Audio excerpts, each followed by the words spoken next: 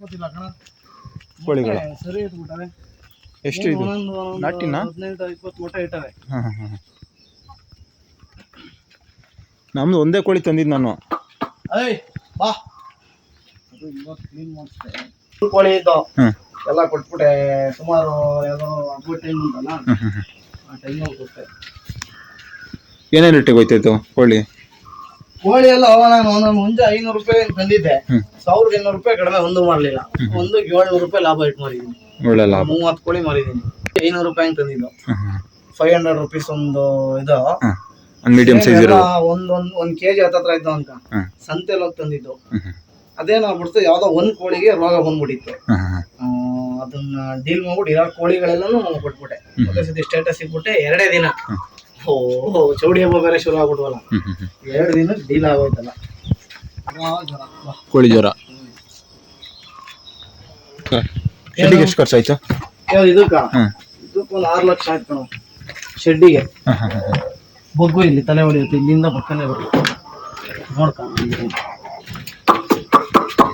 ಟಗ್ರ ಬಾ ಬಾ.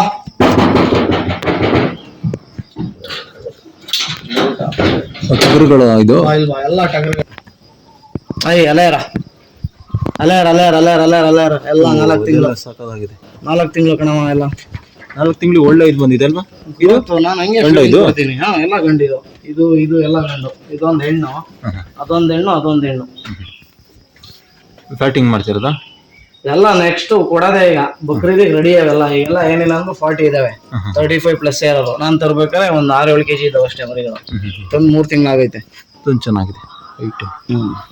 ಅದ್ ನಾನು ಅದು ಇದ್ರದ್ದು ಯಾವ್ದು ಗೊತ್ತಾ, ಅದು ಯಾವ್ದೋ ಒಂದು ಡಾರ್ಪರ್ಗೆ ಕ್ರಾಸ್ ಆಗಿರೋದು ಕೆಂಗುರಿ.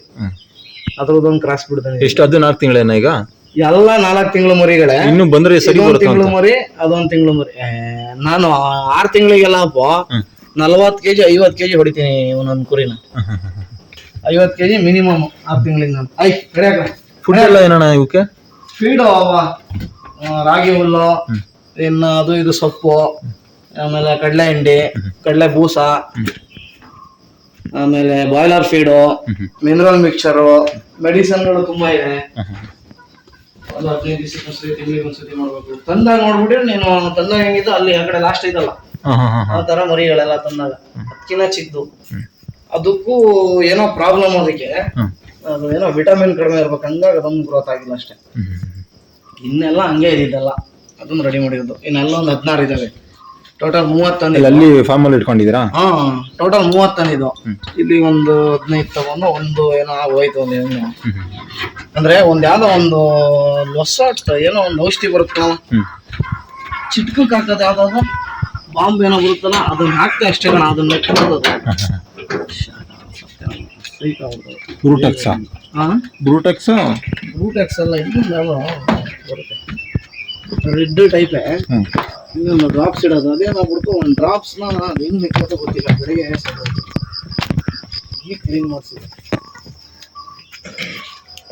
ಚೆನ್ನಾಗಿದೆ. ಕಷ್ಟಪಡ್ಬೇಕು ಅಲ್ವಾ? ಏನಾರು ಮಾಡ್ಬೇಕಲ್ಲ. ಕಷ್ಟ ಏನಿಲ್ಲ ಕಣ. ಏನ್ 1 ಅವರ್ ಕಷ್ಟ ಪಡೋಕೇನು?